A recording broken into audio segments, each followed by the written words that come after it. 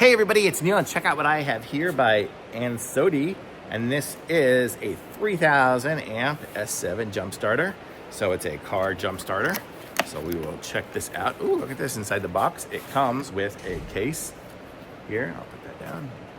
And so in here it says jump starter. So it's always handy to have one of these things if you need to jump start a car. But let's see what all is in here. So we'll take out this here. This is the cables.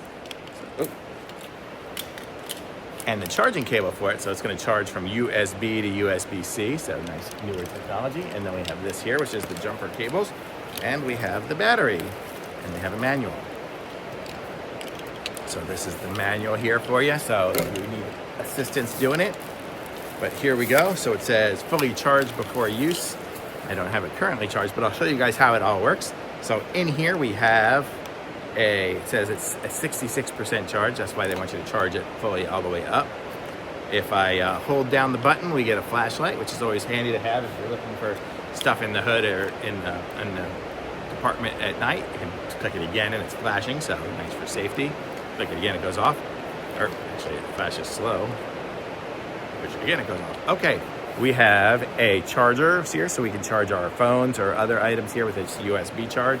And then we have the port here. So we open this up, plug this in to it there. So now we have it plugged in. And now we have our ability to charge our car. And so the way it works is you'll hook up the red to the red on the battery. This part here doesn't have a battery here, it's in the back. But you hook it up into there. And then you'll hook up the black onto a neutral area, so just like some part of the body or something that's metal, lots of metal on this car. So you just hook it up onto there, and then you should be given the ability to start the car. So how cool is that? So it's nice to have one of these here, so if you ever have a dead battery or you come across somebody with a dead battery that can't start it in a shopping mall, instead of running jumper cables or anything like that, you've got this instead. So this is super handy to have.